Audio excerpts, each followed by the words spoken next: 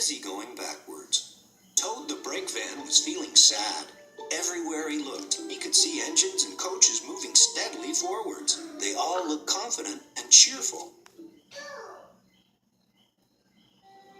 One day, he decided to talk to Oliver, the Great Western engine. "I'm always going backwards, Mr. Oliver. I have forward-thinking views. I could be a leader, if you know what I mean." "You can't be a leader without a train to follow you. You don't have a train," Gordon said. Toad felt sadder still. Oliver wanted to help.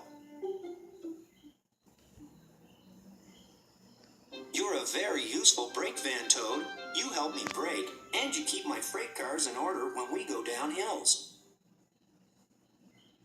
"I know, Mr. Oliver, but it would be so exciting to go forwards for a change instead of always seeing things sliding away from me." The freight cars were cross with Toad. Who's he to start complaining? He's lucky to be able to look after us. Let's teach him a lesson. The freight cars decided to carry out their plan when they reached Gordon's Hill. When they were nearly at the top, they played their tricks. "Ready, steady, go!" And they jerked at a coupling, which broke. "We're making your wish come true, Toad." "Follow the leader," yelled the freight cars. Toad was still in a state of shock, so he didn't know what to think, and he couldn't ask the conductor. He had jumped clear. "Faster, faster, as fast as you want," screamed the freight cars. Suddenly, Toad found it fun, but the fun was soon over. A crossing lay ahead, and the gates were closed. Toad couldn't stop. Worse still, Toad now realized he was on the wrong track. There ahead was Gordon.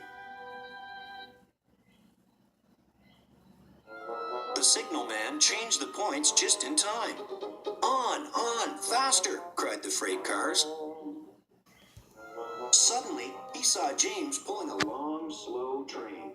"Oh my goodness, help, save me!" A quick-thinking shunter did, just in time. "What was that?" exclaimed James. "What was that?" exclaimed James. The signalman warned the station master at the next station. "There's a runaway coming. We'll send him into the sidings." "Help, help!" called Toad again.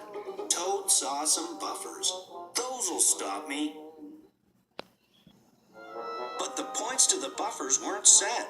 "Oh no, I'm back on the main line." Meanwhile, Oliver was racing to the rescue. "I must catch Toad. I must." Toad sped past Henry. More danger lay ahead. Men were working on a bridge, but they had been warned about the runaway Toad and his freight cars. They diverted him into old sidings, straight into a muddy pool.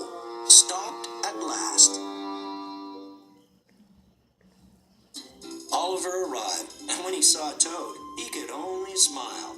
A pond is the only place for a toad, I suppose. That night, Toad spoke to Oliver. "I'm sorry, Mr. Oliver, if I caused you any embarrassment." "That's all right, Toad. So what do you think of going forwards?"